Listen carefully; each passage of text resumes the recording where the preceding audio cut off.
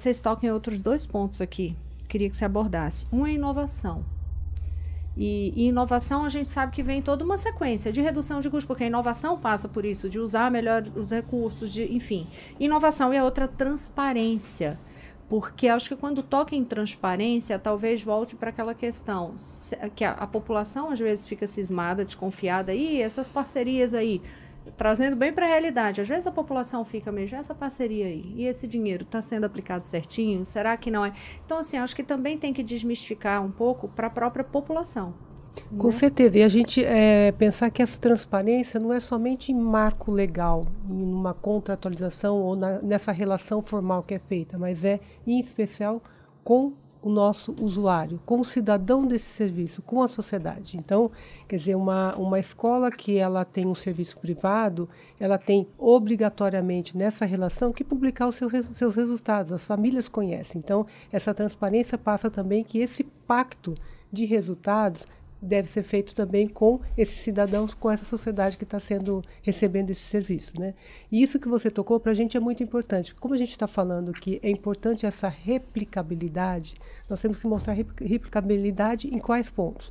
E, por exemplo, na inovação, a gente diz inovação. Para um governo inovar, a inovação ela pressupõe que você tem que tomar dois pontos principais. Um é investimento para essa inovação e outra é risco. E os governos têm uma dificuldade muito grande, até mesmo por essa função pública, de tomar riscos, de arriscar.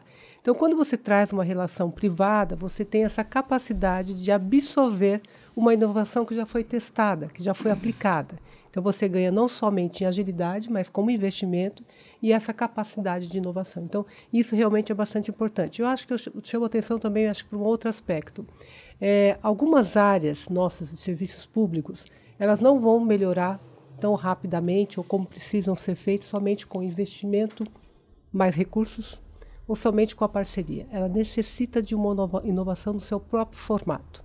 Estava comentando aqui com vocês que nós temos uma área que ela é fundamentalmente impactante, que é, por exemplo, essa área de licenças e licenciamentos. Nós temos que pensar numa lógica que possa absorver hoje inteligência artificial, gestão de dados, para que a gente consiga realmente ter mais eficiência no serviço. Não é somente dizer como eu vou contratar mais gente, não é somente qual é o quadro de servidores para essa função. Ela precisa modificar realmente a forma de atuação dela. A gente está no mundo hoje que se trabalha baseado em dados, quer dizer, então, o quanto uma inteligência artificial poderia.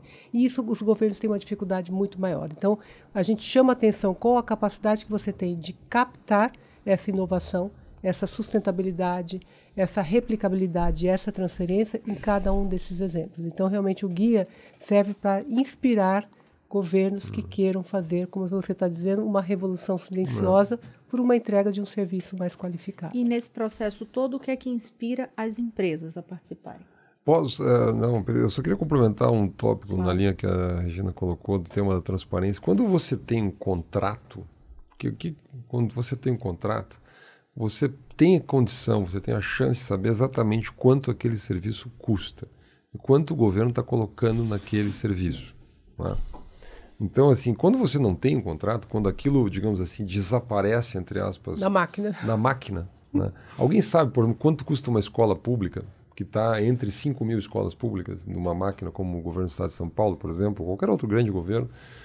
Ninguém tem ideia, nem, olha, a gente às vezes pergunta para o próprio gestor, você sabe quanto é que custa? Porque os custos estão espalhados, porque o custo de pessoal está num lado, o custo de segurança está do outro lado, o custo predial está do outro lado, o custo de água, energia, etc. Bom, os custos estão distribuídos na máquina e obviamente não há contrato, não há